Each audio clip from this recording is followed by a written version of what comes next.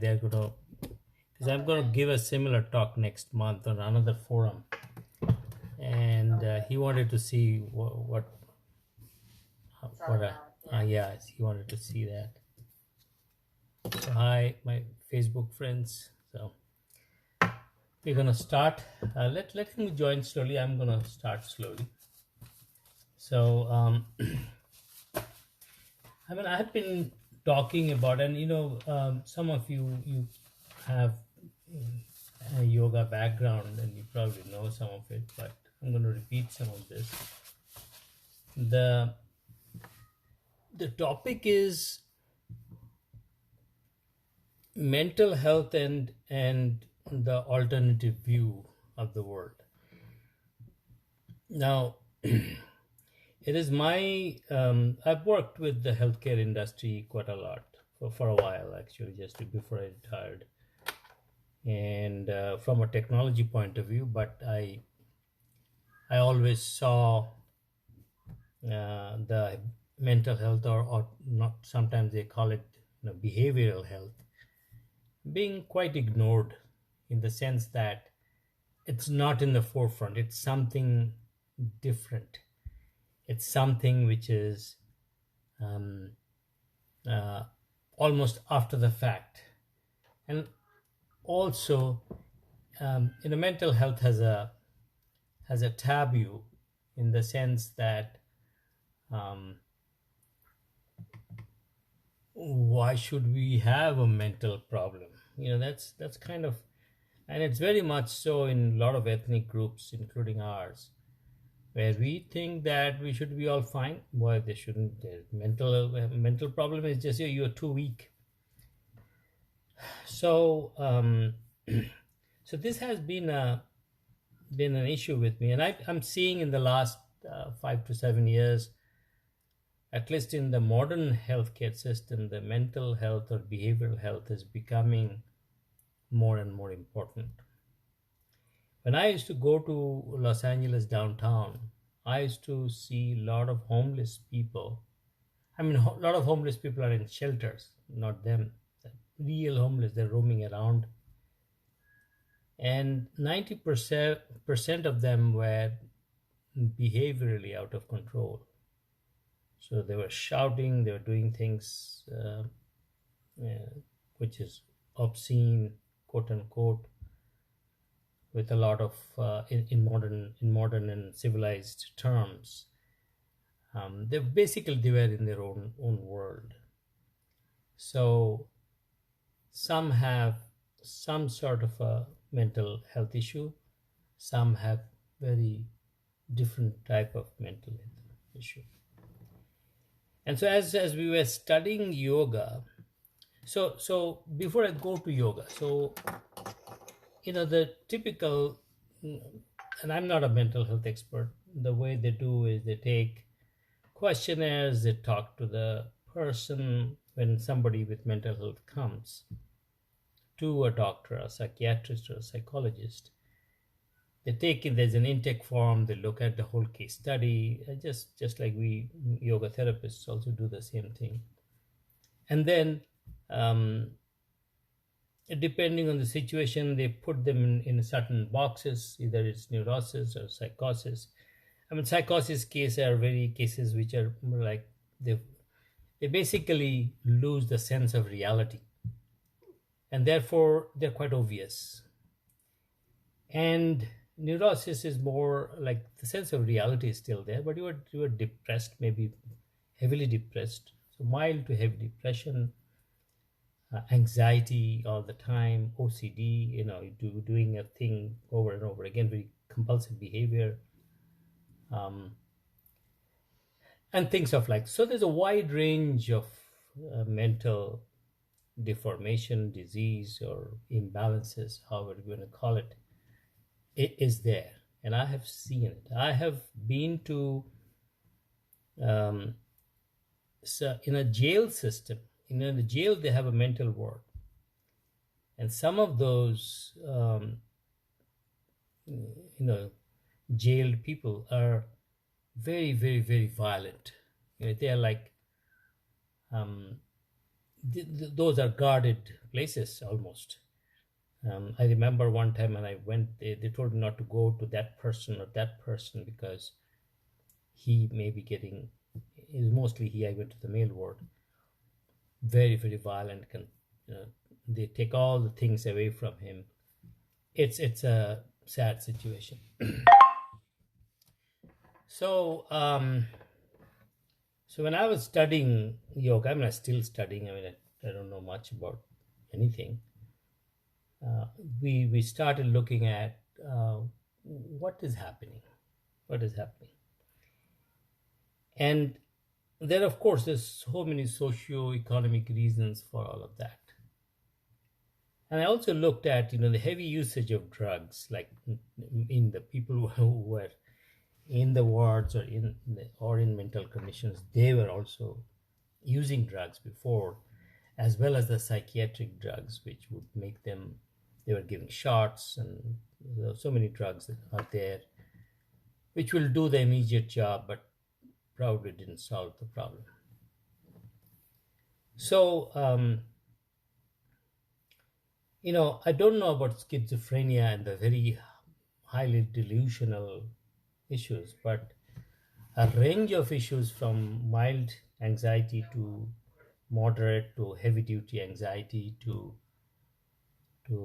depression, mild to heavy duty, OCD, bipolar, all these different types of issues. I have seen people trying to use alternative or alternate paths.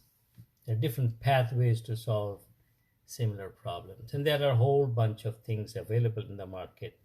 There is sound therapy, there is vibrational therapy, there is water therapy I didn't know that. I was looking at a documentary. Yeah. And tapping is a big thing. A lot of places, do tapping.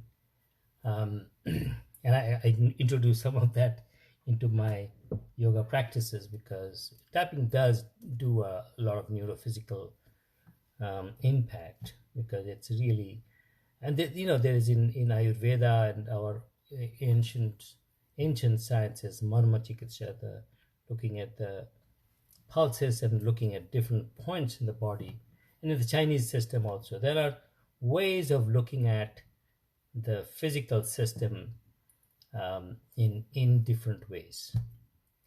Modern science, as it grew, as it has psychology, as it has grown, um, obviously it has a mental component to that, and they have, whether it's Jung, whether it's Freud, they studied a lot of deeper subconscious impact, what we call sanskaras and all of that. But in my mind, if you look at the alternate world, and it includes Chinese systems too, Chinese meridian systems and drugs, our Ayurveda and yoga, that it is very, the old world was much more holistic in nature, as yoga is, as Ayurveda is, in treating diseases, whether it's physical or mental. So the mind body segregation is in our systems is it's a continuity, it's a continuous journey. And I'm going to show you a couple of models which I recently looked up. A very useful model. I mean, there are a lot of philosophical underpinnings in Sankhya, which talks about Purusha, Prakriti, Ahankara, Mahat, and then Tanmatra, Gyanendriya, Karmendriya, Rajas, Tamas, all of that is there. But there are some very useful models, even in Ayurveda or even yoga, that works quite simply as to why we need to look beyond body, beyond breath, beyond mind, because there is an awareness piece, and however you look at it, whether it's consciousness or whether it's whether it's just simply awareness, however you define it. There is something there which, when you sit down quietly, you look at yourself, you feel you are different from this existence. So you can observe yourself. That's not done in a lot of. In fact, this is one of the main points in artificial intelligence, that can you observe yourself? Can you feel the way humans feel? And of course, there are materialists who would contend that. And in fact, if you take the same into psychiatry and psychology, people would, there are psychologists who tend to, uh, mm, though they deal with mind and subconscious, when it comes to um, consciousness, in the sense, so for them, subconscious is the deeper part of the mind. Um, and then beyond that, there is always a question mark for a lot of the modern folks. Yoga and Ayurveda, and I'm going to talk to both of them because I'm heavily studying Ayurveda also these days, because I feel that yoga has certain is incomplete without Ayurveda. They're sister sciences, anyways. They're Shankha philosophy, branches, yoga. I'll summarize how they're different. But I was reading up some articles on how there are non-invasive drugs in Ayurveda which deal with mental issues like anxiety, depression for sure, but even delusional issues. They have case studies of using them in a very non-invasive way, and I'm going to go to that slowly. So with that, I'm going to focus mainly today on the yogic point of view, and then the the Ayurvedic point of view. So not going too much into the modern definitions, because that will be too much. But as you know, and Aratiji, you might know, because you studied yoga, about the Panchakoshas. Yes, Yeah, yes. and then you know about the Vyadi, Aditya Vyadi and others, but there are a few Yeah. others who don't know. It's just for them.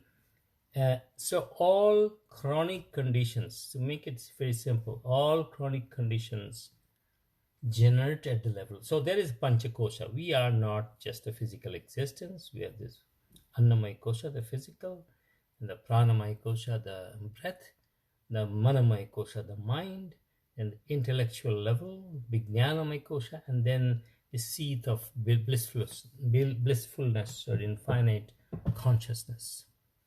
So we have this continuity, a spectrum from a gross matter to a more subtle stuff, and this is a spectrum, and we fall in the spectrum, and each of us have a different frequency within it, based on that some of our highly spiritual, some of our highly materialistic, and therefore our existence is, as every living being, I would say even objects are so different because of these subtle differences in the frequency ranges. So all psychosomatic and somatopsychic diseases, and Sulekaji, you are more than welcome to ask questions. We're a small group here. I do have a few people in Facebook, but so these are basically, as I see so we know most of the diseases are born out of the mind. Now there are some which are born out of the mind, but they have some deep rooted prarabdha karma and development of from the genetics to make it more simplified, and some of these are deeply the current state mental conditions or stresses and strains that happen from childhood, and those reactions to that, and those diseases. So whether I'm getting an ulcer or a heart problem or a diabetes depends on my, a lot of times, on the genetics of the person. So your that perturbation and the stress represents as a vyadhi in the annamaya kosha. So it shows him, it's like a spring. You are moving the spring up and down, up and down. Nothing is changing. You're thinking you're fine, because it takes a while for the disease to come out, doing, and then suddenly the string breaks or the string gets loose. So that's what happens when the disease actually expresses itself. So the manifestation of the disease is a manifestation of a prolonged perturbation in the psychosomatics of our systems. So it's both psychosomatic and there's somatopsychic also, because a lot of times physical injury leads to. So you have a disease that itself can degrade your mental condition to have furthermore disease. So that's also true. Like I think in our childhood, our parents used to say, "Don't think about it; it will be more," which is also true. It's not the only one path, and we all often ignore the other path. So we ignore. So mind to body and body to mind. It's a bidirectional motion in a lot of different ways. And then what happens is these things come. This is interesting concept. And I was just looking into a modern study. I'll come to that. So from the mind, it comes down, percolates. There's vibrations. There's fast speed. As there's a speed of the motion, the frequencies get higher. So, and there is some studies on the alpha beta frequency range and all that. So anyway, the stress level goes up, the mind gets vibratory in nature. There is a cause of that impact, and that comes to the pranic layer. If you get stressed, or your breathing generally goes perturbed. If you're anxious, you breathe heavy. If you're very depressed, you may not breathe heavy, but there is a perturbation in your breath. Your breath patterns are not uniform the way it should be. And then other types of diseases have some impact on the breath. And then eventually over the years, it goes on, and then manifests itself into the body through different channels. So wish, we had an instrument which could detect. In fact, there's some work going on, which would look at a person and try to figure out, just from the appearance of the person, what the person can be prone to. Okay, whether the proning is into a physical condition or mental condition, or any part in that spectrum. So what I was saying is, I was looking at a documentary which talked about mental health, food and mental health. So this is a new thing to the modern world. They had no studies, basically. They probably knew, but how food can affect depression, even psychosis and other things. There are triggers, and depending on your genetic structure, it can trigger mental diseases. And they did some studies on mouse where they were giving high sugar and other bad food, and they saw those mice were getting very, very aggressive. And sometimes they also observed that some of the mice were losing their memory. So it's kind of a dementia. So the fact that food causes weight gain and this and that was well documented, well studied. Doctors know, but this is a newer study. This is a study which people have done recently. There are actually some European studies I was looking at, and they were talking about, they did different types of studies with mouse, with some people, and they actually did impressions of the brain, impressions through fMRI studies, and seeing what that really how that really works.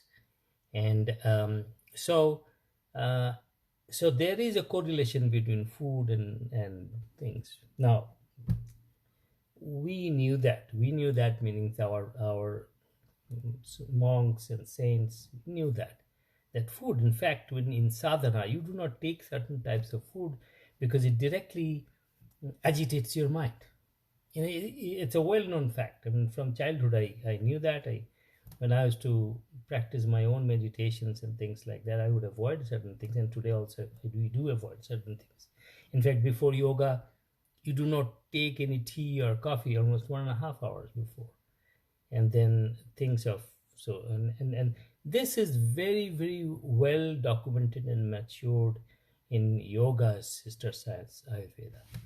Yoga talks about a lot of these things, but a very well documented case study by case study by case study, voluminous work. Um, I'm so surprised that Ayurveda survived all these years, because probably it was based on health. And so even though people who destroyed our culture, or tried to destroy our culture and libraries and places of worship, they probably used it because it was about health. So it's an interesting thing that Ayurveda is the volume of Ayurvedic work has survived, as opposed to all other scriptural, even yogic textures. Because after Patanjali's Yoga Sutra, um, there is no authentic yoga scripture or book or reference or anything till about 13, 14, 1500 century AD. That's a question I've asked a lot of people. I never got answer to that. Some people say no, there are some, but he did this, he did that, but there is no documentation that survived. So it's an interesting phenomenon that I also look at those things as we study this. So now coming to yoga. So what is anxiety and any mental issue or stress? I'm going to talk mostly focused on anxiety, depression, a little bit about other diseases. Anxiety is when the mind is racing. So it's like the racing of the mind, speeding up of the mind. So what is mind? Now, there's slight difference in definition in different systems, but in yogic definition, normally accepted mind is a one unit of thought. So we generate a thought, and that unit of thought is one unit of mind. And you can call it in a given name to it, like like we do for kg or pound or whatever, or inches. We can give a unit like that. That is the unit, is one unit of thought. And we are really, mind is very unidirection. It's not multitasking. Mind is always unitasking, but we do it like a film. We do it very quickly, and therefore we produce a film. We think that we are multitaskers, and we take pride of it. Hey, I'm doing 10 different things at a time, but that causes also stress. So anything that we do in physically, if we go beyond our capacity, mentally, if we go beyond our capacity, food wise, if you go beyond our capacity, money wise, if we go beyond our capacity, we end up in deep stress. It's financial stress, physical stress, mental stress. So all the stresses are coming because you have a certain capacity and you have a certain desire, and this is not matching up, and that mismatch causes a perturbation. And for most physical ailment as well as mental ailment, it starts in the mind. Now, and this is all not talked in the yogic classes, but there is an interesting study I studied in Charak Samhita. In Charak Samhita, the mental dereliction. So basically those things which are delusional in nature. those kinds of conditions.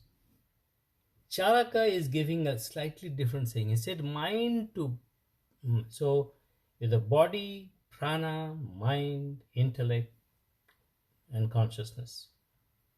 We make it simple. So mind to prana to body. And mind can contain mental issues, a lot of anxiety, depression. But he is saying there is a seat of issue here in the fourth layer, the intellectual layer, or Vijnanamaya Kosha, where there is a dereliction happening. And that, to him, in the way I understood, and I'm not an expert in Ayurveda, I've done more yogic studies than Ayurvedic studies. I'm studying Ayurveda quite a lot these days.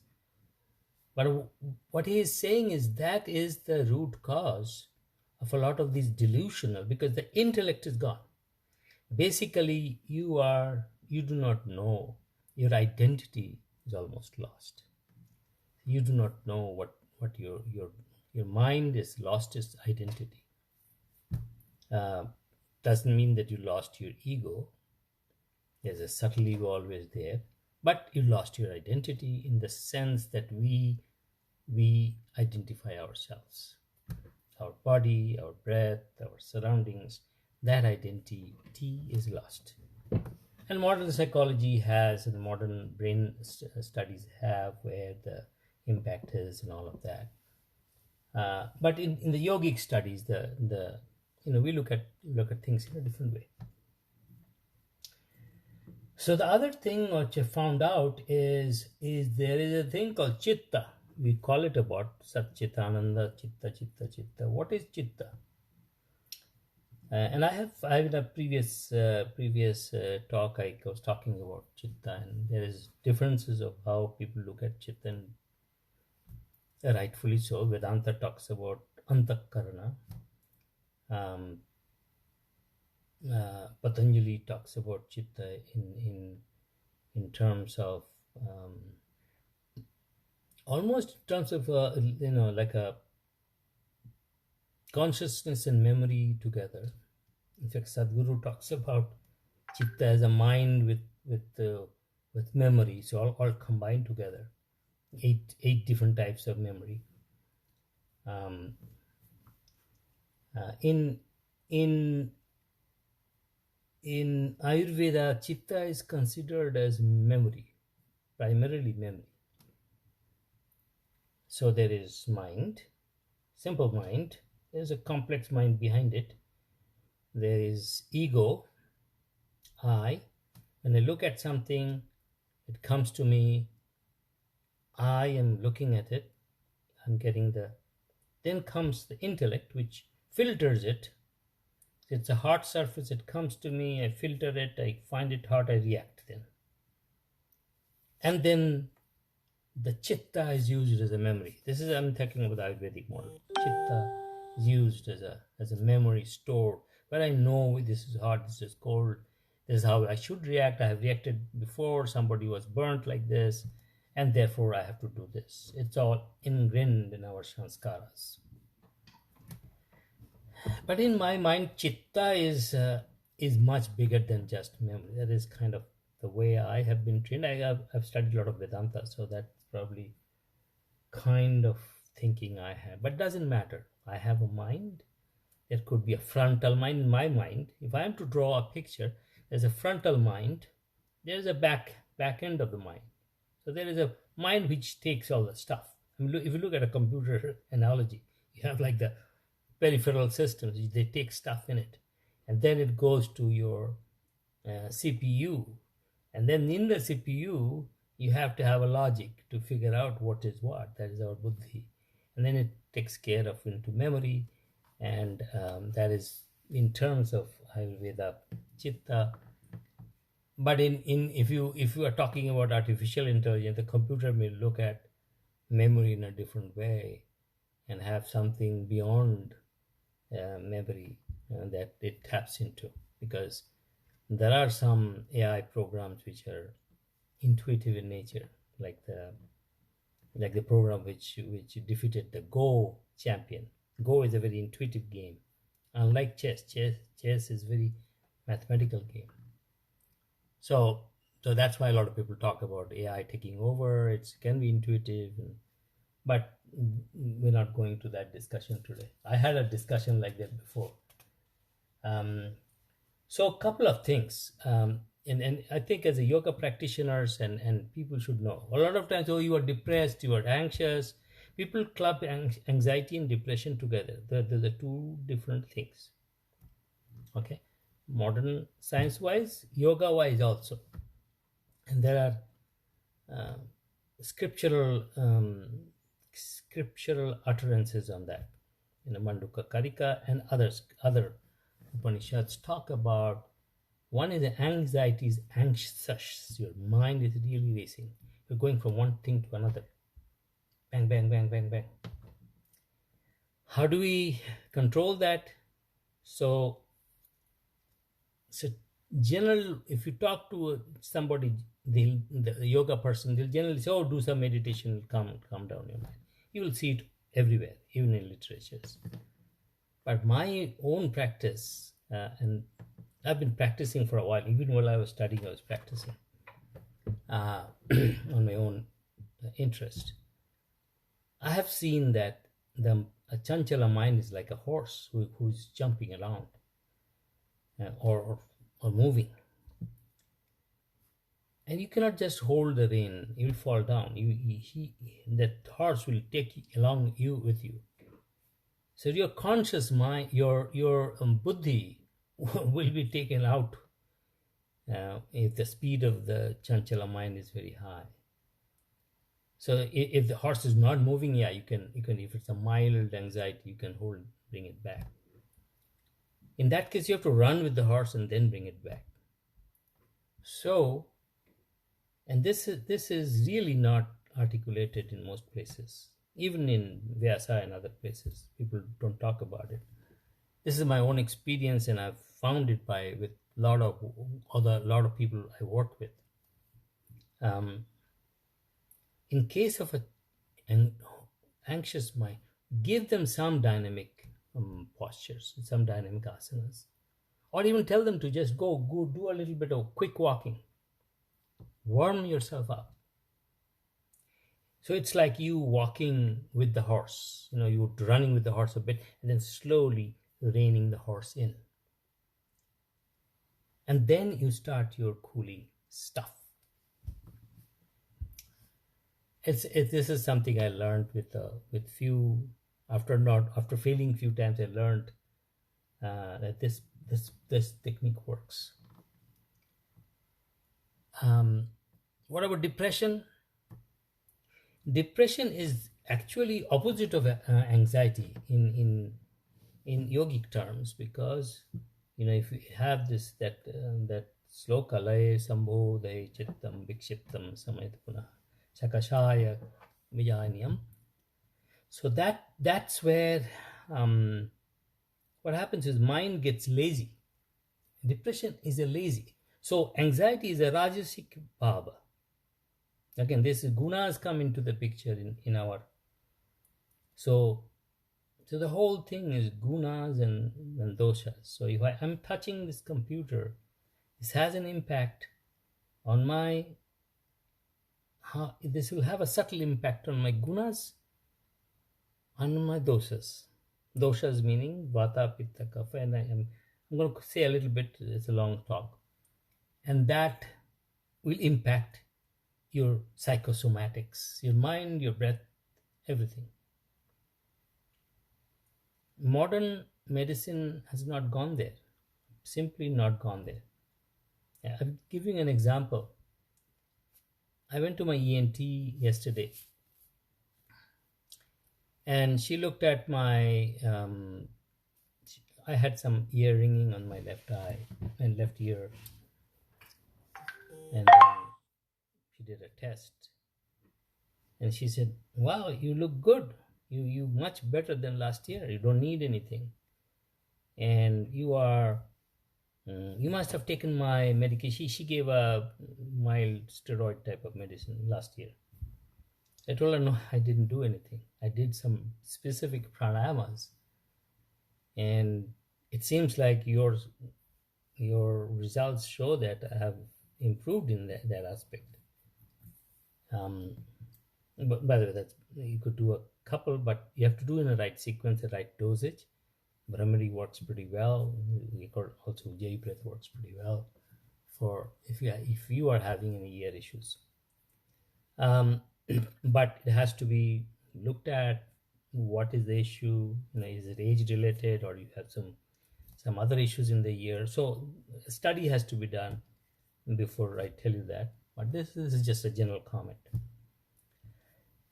So now for depressive, and I have worked with depressive, quite a deep depressive patients, and um, for them the dynamic part has to be much more. A lot of depressive patients cannot even uh, sit on a meditation. They cannot meditate.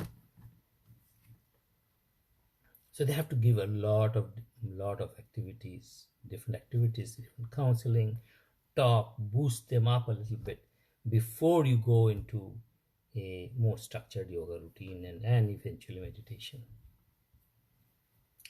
Now, schizophrenia, I heard certain types of meditation works. I have never worked with a schizophrenic patient. It's hard to do. I know a few within my circle. It's very hard to do that because one is very high risk. Second is you don't want to really take any chance because I really don't know how to handle a schizophrenic. It's totally delusional. And I know there are some Ayurvedic medicines for that. That I know. That I know because I'm learning right now. But yoga wise, I do not know. But I have heard from some people that certain types of meditation works. I don't have experience of that. So the whole thing is in yoga is so another thing that works in the alternative world is if you have OCD, obstruct compulsive disorder. In that case, in that case, you need to really get into um,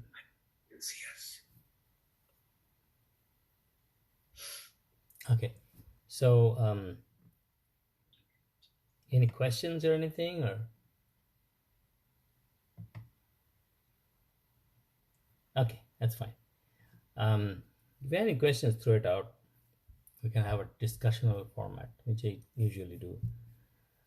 So the other thing is, so OCD, they do things repetitively, right? So what will they do? They'll probably clean something more and more, or they'll go and check whether the doorknobs are. You all do that to a certain extent, but they do it very heavily. It's found that japam. If you can, so that's a rajasic tamasic trend. If you can give a bija mantra and they can start doing japam, so they can latch on to the japam pretty well, and that way they can transition from a tamas to rajas to sattva. So sattva is a state where you will not have um, much of a mental issues. That's where the mind is balanced. Your vata, pitta, kaphas are balanced. You do have some in the physical form. You do have some rajas and tamas, although you cannot survive otherwise.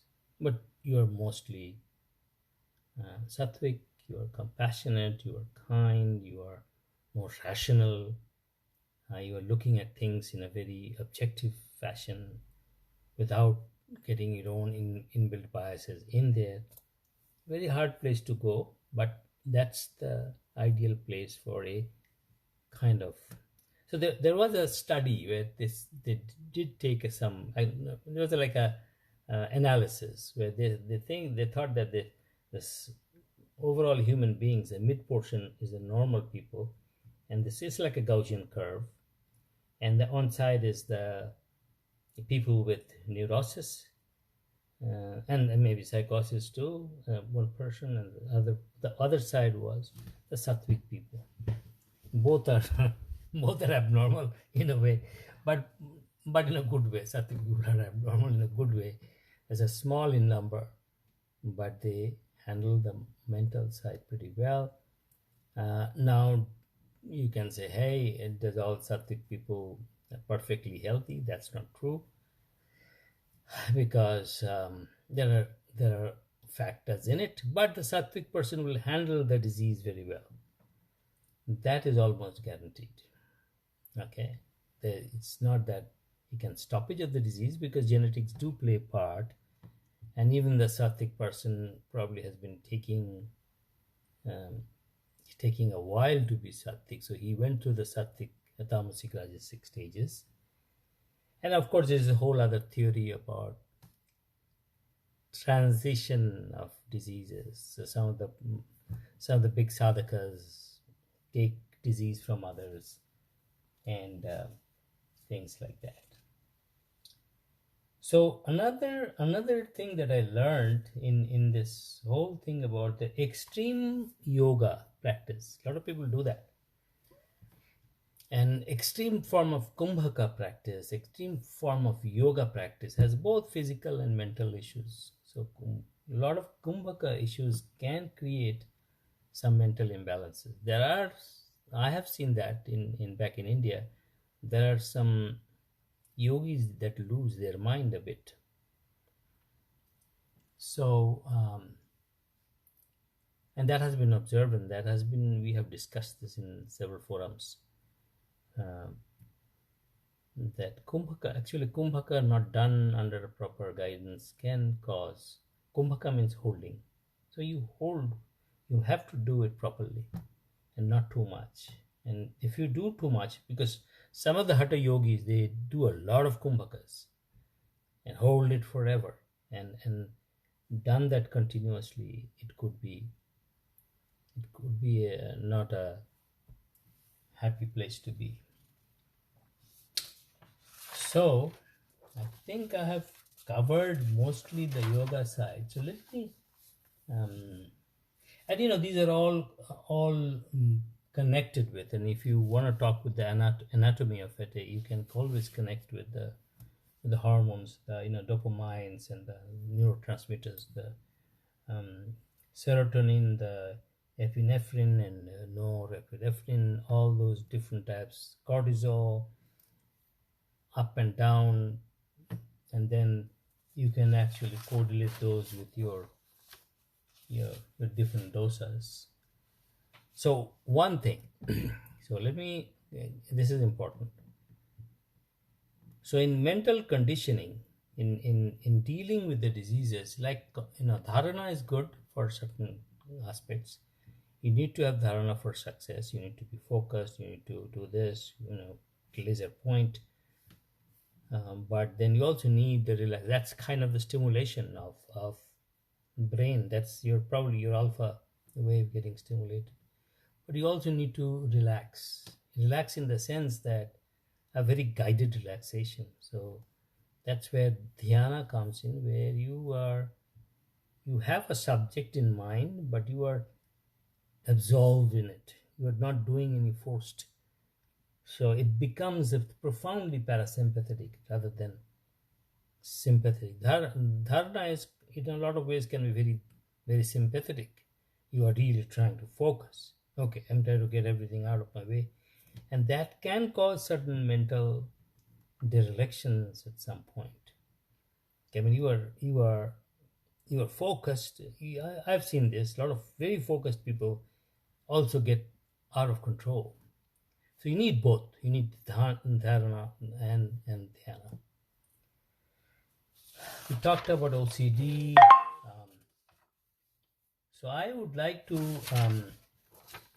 there in so talking about in general Ayurveda, I would suggest, and I have taken a whole bunch of notes here, and I don't think I'll go through everything. So basically, the idea of the whole Ayurvedic treatment cycle is similar to yoga, that you move from your Tamasic state. So what is a tamasic state? So tamasic state is a fearful, depressed, dull, miserable, delusional state. And that you this is in the tamasic state, our kaphas are very high. And then I'm not defining all those terms today, but just keep that in mind as a pointer, that why all these things come together. And then you move from tamasic state to rajasic state through dynamic stuff, through counseling, through other things, a combination of dynamic and breathing and meditative practices. You can move to the rajasic state, generally speaking. And by the way, we are all everything. Some are more, some are less. You may have Arati, you may have done some of these VPK studies, the tamasic, rajasic studies as part of your yoga curriculum. And then when you go to this rajas, rajas is typically highly controlling, egotistic, greedy, angry. Angry people are rajasic. They're not actually tamasic.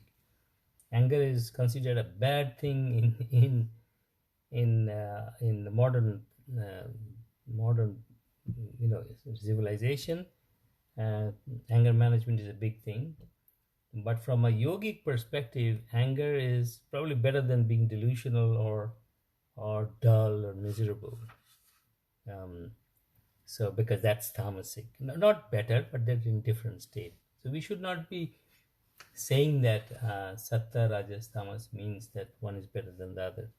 It's a different state, and these states have different properties, and these properties have different impacts. That's how we should look at it. And rajasic states, restlessness, anxiety, anger, tension, and typically the vata is up, pitta is up, agni is up.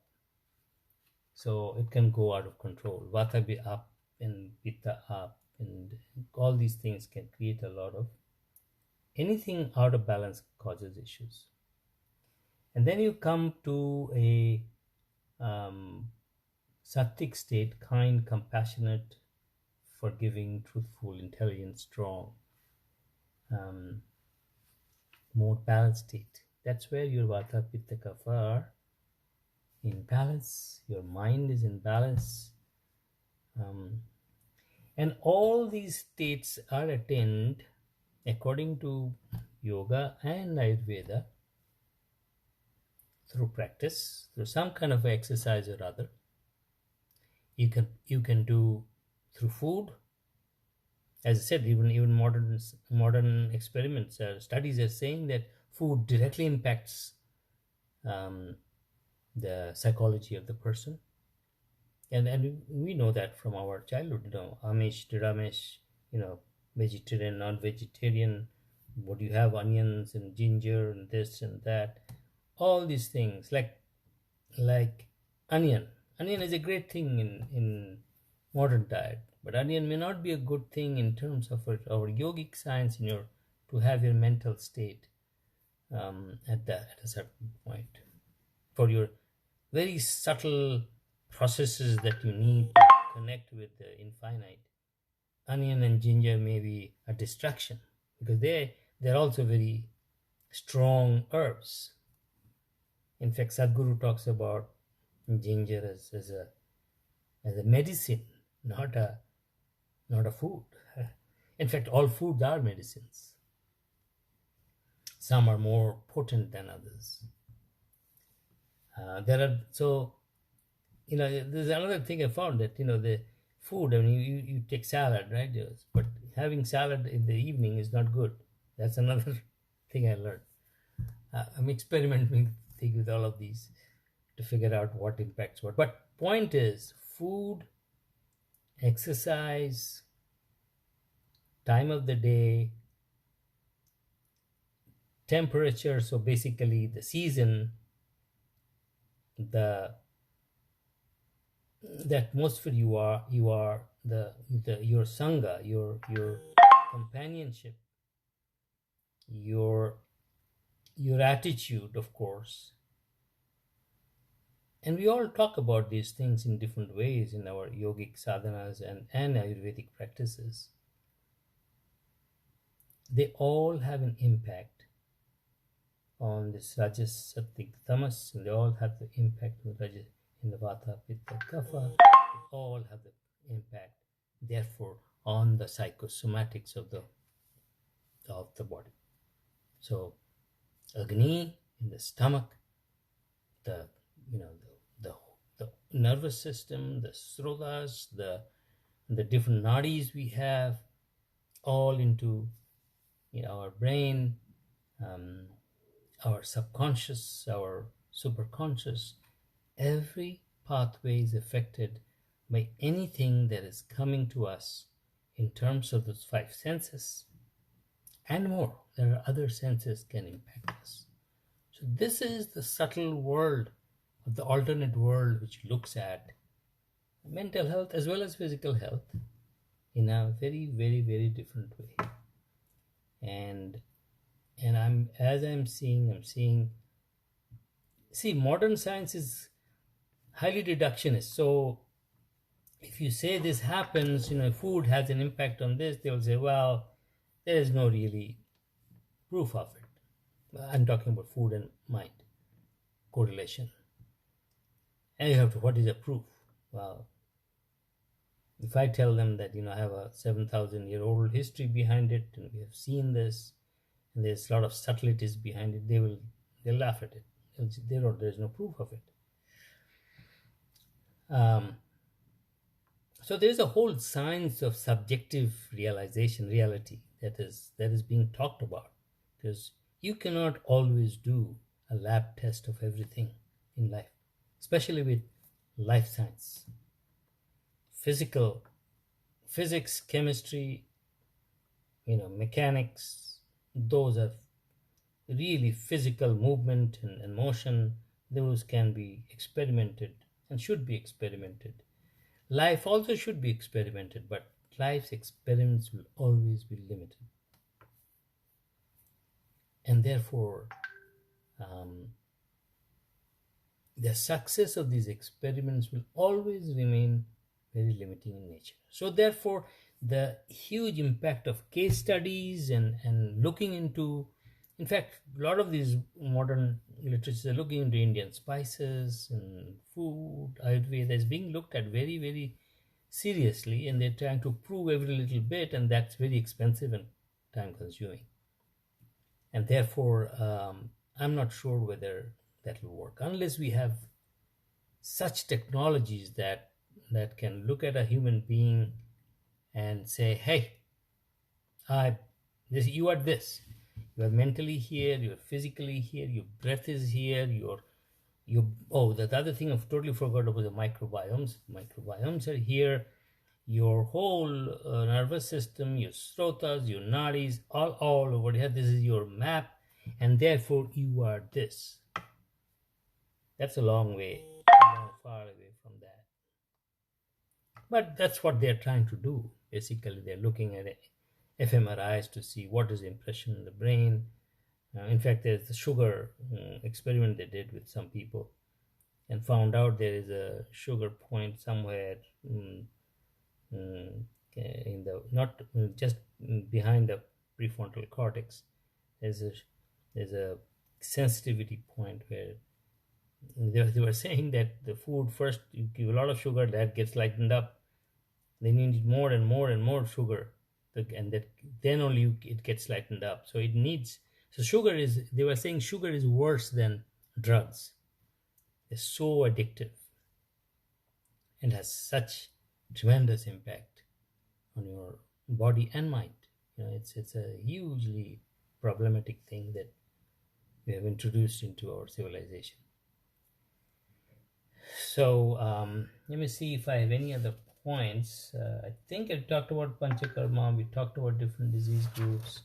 We talked about, so another interesting picture I've seen that in Ayurvedic, it's in Ashtanga Hridayam, they talk about, they don't have the Sanskrit quote.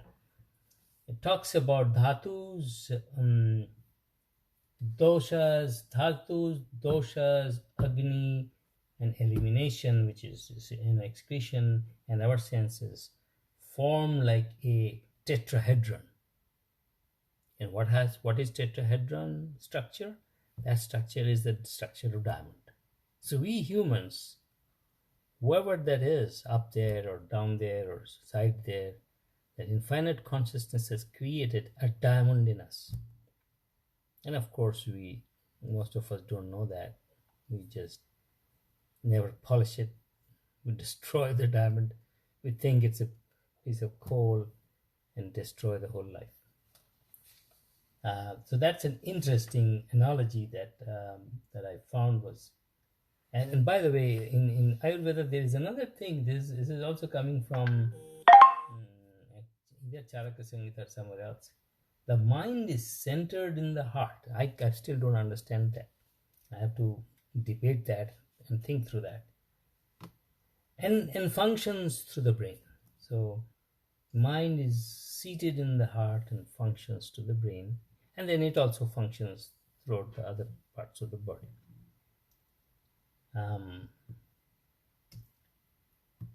I don't know that. I get it. Yoga doesn't talk about like that. In fact, yoga talks about the mind or awareness or consciousness or intelligence is everywhere, all the cells. It's not only here, it's everywhere. So, and that the modern science has still not really gotten it. They're struggling with neurobiochemicals and the brain itself. There's this blood-brain barrier thing they talk about. It's another important thing. So, this is a picture I was talking about. I don't know whether you'll be able to see it or not. Let me show it to you, and I'll show it to my Facebook people too. So I don't have a electronic copy. Otherwise, I would have shared it. So these are the 5 different senses. Well, not senses. These are the space. Yeah, the bhutas, panchabhutas, being taken by the senses. This is the simple mind, and then intelligence, and then chitta, and deeper chitta consciousness, and ego, underlying ego. See, here it's interesting. The simple mind is tamasic. Then somewhere here is rajas and tamas. There is, I think, rajas here, then swatta rajas. So each of the body, so each element. So we are constructed of 5 elements. And we have these 3 foundational gunas called sattva, rajas, tamas. And there are sub-gunas. There's hot and cold, light and heavy, dry and wet. All these gunas that Ayurveda talks about and uses to determine what will be the impact. So, as I said, if I'm doing this to myself, so what happened here? I mean, most science will say, hey, kuch nahi hua, nothing happened here. But an Ayurvedic scientist will think about 3 times before he says nothing happened, because a lot of things happened here. So any action, any motion, anything which is gunas and bhutas and combining into the doshas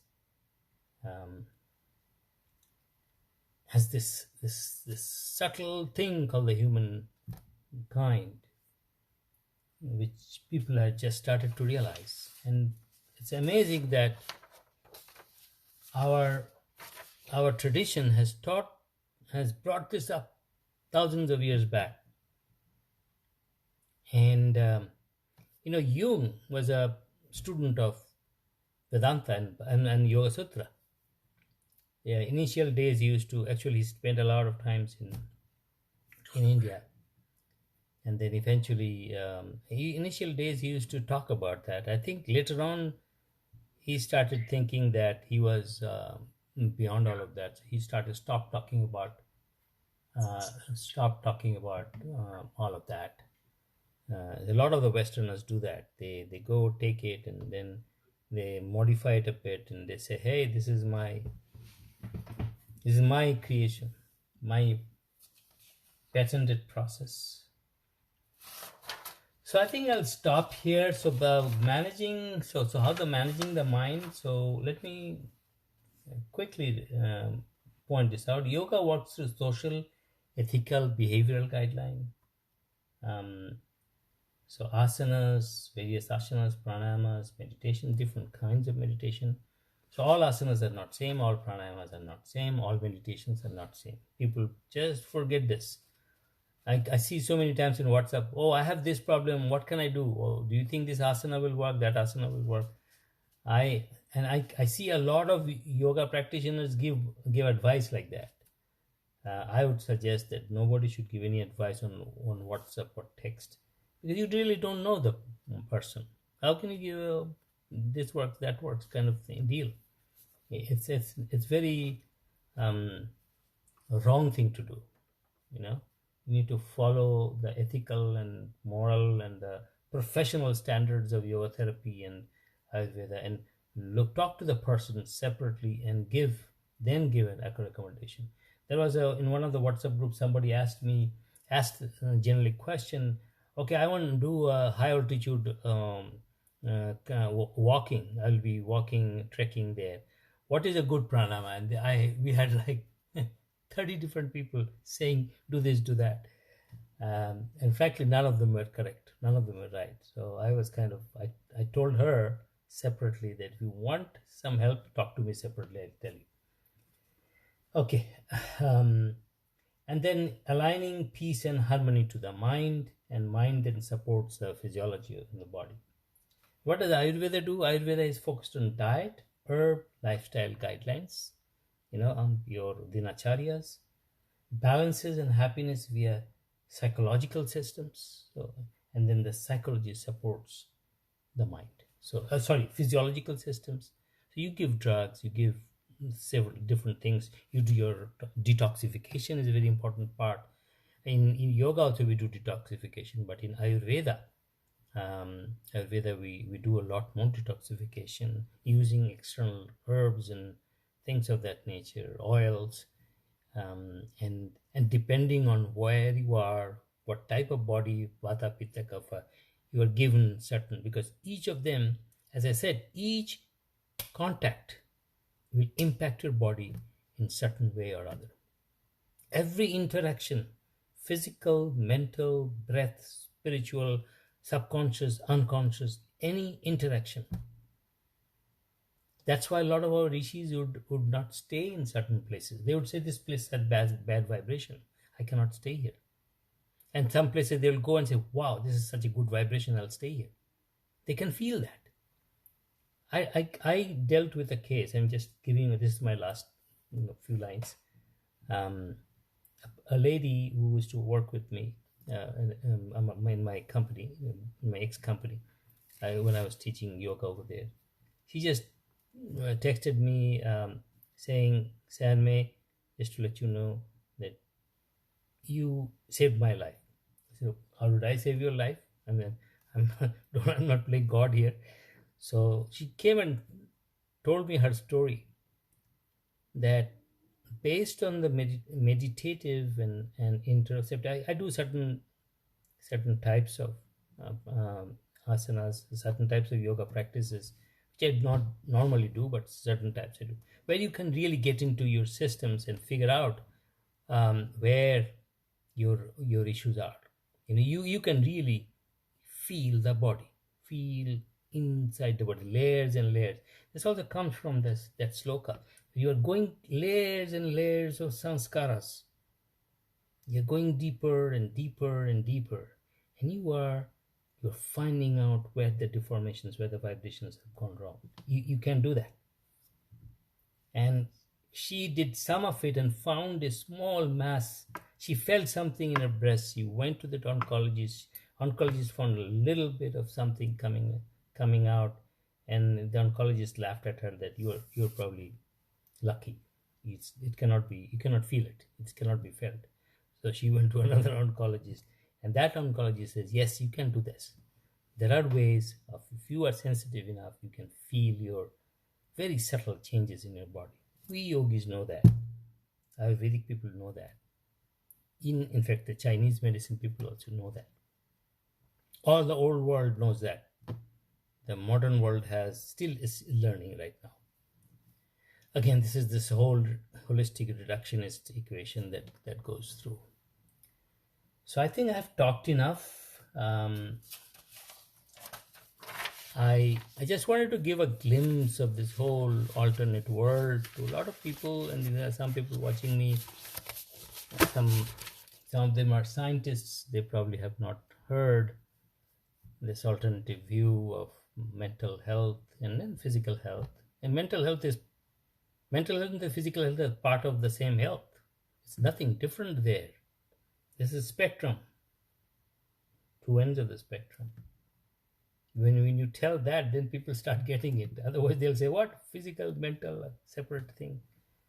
What mental?" I've heard that. In fact, I have in my younger days used to say somebody is getting mentally. Well, okay, come on, man, tough it out.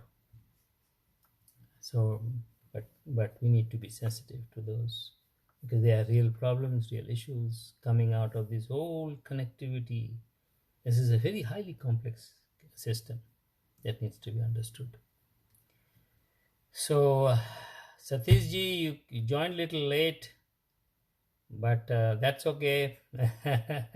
I know you couldn't find the thing, but that's okay. We are here. We can talk some other day. I'll give talks like this on and off.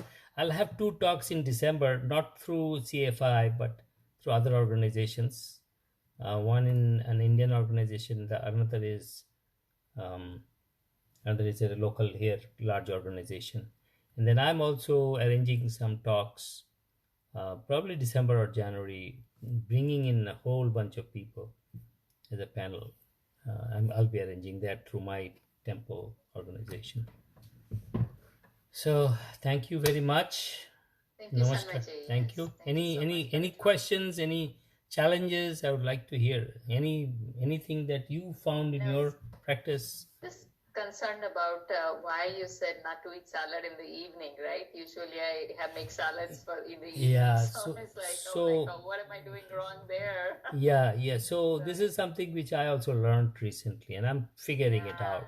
So this is I can give you a general comment on that. I think Satiji wants to talk also. One general comment is that our days are divided into Vata, Pitta, Kapha. So different like 6 a.m. to 10 is Kapha time. Yes, but exactly.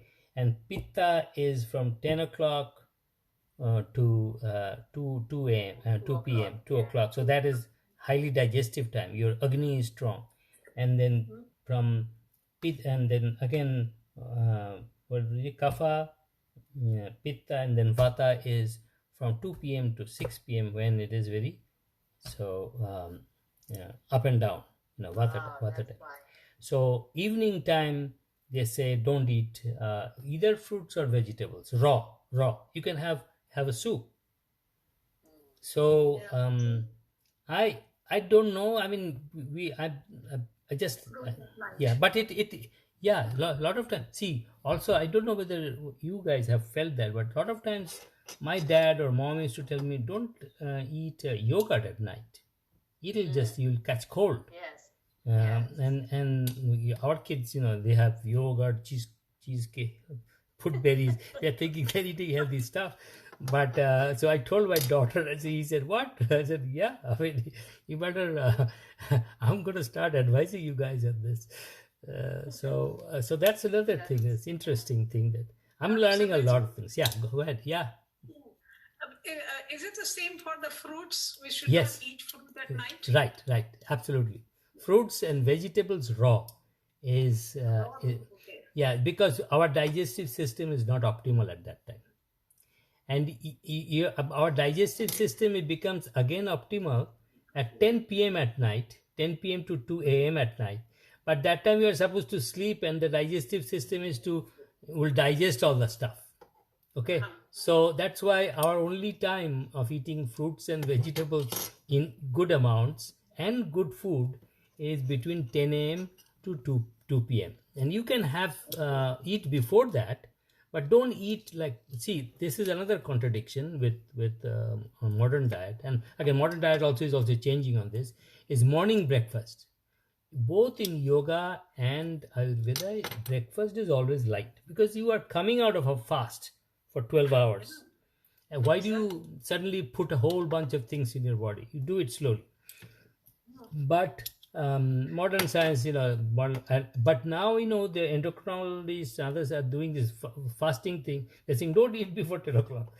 So I have a feeling, the fasting thing has taken place after the Nobel Prize in 2000, I think 18 or 16. The Japanese guy who did this, what they gave a name for it. There's a Greek name for fasting, figure, whatever. I think Shulakaji, you might know. So basically, they're saying, intermittent fasting is good and this and that. I have, since I retired, I'm following this eat later on time, and maybe it's because I don't have a hectic upfront going, and so I don't need the breakfast that much. It seems to be working for me. I seem to be much better off that way. Yeah. Satish ji. so much. Satish ji. Tanmay ji, आपसे question है कि sometimes doctors tell me take this pill on empty stomach. What's the definition of empty stomach for taking a pill? So I can give you the yogic definition of empty stomach. Okay, the empty stomach of yogic definition is when you are so first thing in the morning with empty stomach, or 3 to 4 hours you have not eaten anything, you could consider yourself empty stomach. Now, what the doctors think empty stomach and what we yogis think empty stomach may be slightly different. But couple of hours, say, pakro, average kar lo.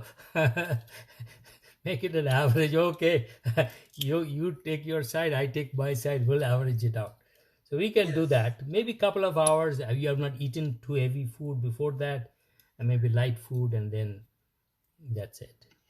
Yeah, that's what I understood. Like taking a cookie or a piece of bread toast and with the tea or your milk, and because it's something in the food not to damage your lining in the stomach. Yeah. With the pills as such. Yeah. I thought that's okay. Not instead of strictly empty stomach. Yeah. So what again? When it comes to modern medicine, I would ask you to observe if that has an impact. I do that even with alternate medicine. When I take a medicine, I start really keenly observing am I getting bloated? Am I getting any cramps? Am I getting any issues? I observe that. I keep an observation. That's the best way of finding it out. All the literatures are there for as a guideline, but how will it impact in your body, in your psychosomatics, in your vata, pitta, kapha, is absolutely yours. Yeah. That's how I look at it. That is called customized medicine, functional medicine. Yes. I will call you in a day or two. I need to consult with you. Sure. I'm going through some irregular heartbeat for last 4 or 5 weeks. Okay. Irregular heartbeat. So you let me know. We will go into a call. We'll go to your Zoom call. I have a separate Zoom line for that. I go with a lot of people in CFI who comes. I consult them. So we'll go through that, and then we'll see what would be your best course of action. Yes, please. Yeah. Well, Okay. I will like to, yes. Yeah, definitely. Okay. Good night. Good night. Thank you. Good night. Shivaratri. Okay. Thank you. Yeah. Thank you, Sulekha ji. Thank you, ji. Thank you.